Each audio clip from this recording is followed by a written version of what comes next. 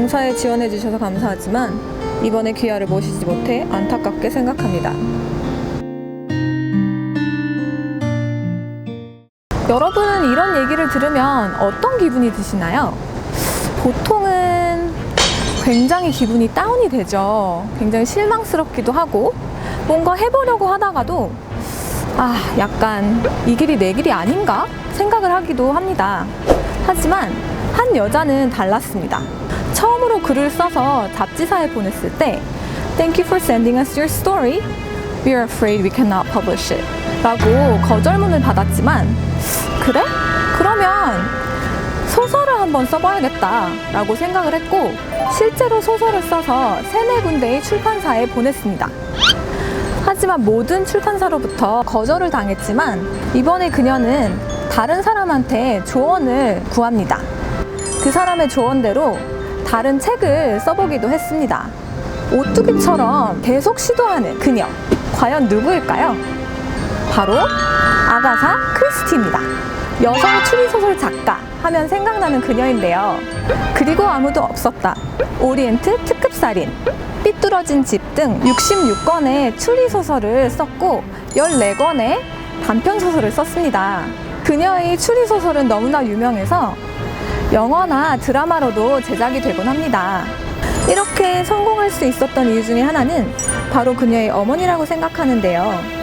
그녀의 어머니인 클라라는 맨 처음에 글쓰기를 시도해보라고 제안했으며 아가사의 글이 거절당할 때마다 옆에서 긍정적으로 시도해보라고 북돋아줬습니다. 어느 날 그녀가 아파서 침대에 있으면서 지루해하자 이렇게 말하죠. Well, do something then, said her mother. Read a book or write a story. Yes, why don't you write a story? Write a story? said Agatha, surprised. Yes, her mother said, like Madge. Madge was Agatha's sister. She was 11 years older than Agatha, and sometimes wrote short stories for magazines like Vanity Fair. I don't think I can write stories, said Agatha. How do you know? said her mother. You've never tried.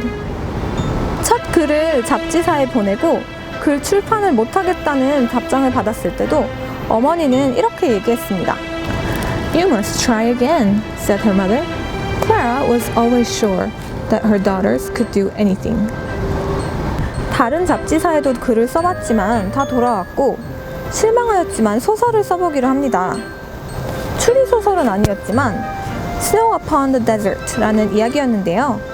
하지만 이것도 출판사로부터 되돌려받습니다. Oh dear, said Agatha.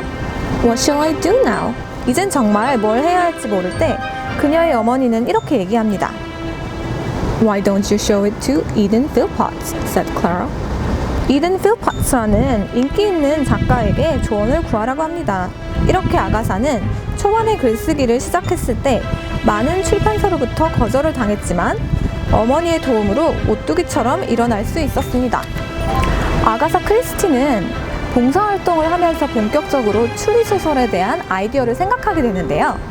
때는 1900년도 초반, 영국은 갑자기 독일과 전쟁을 하게 되었습니다.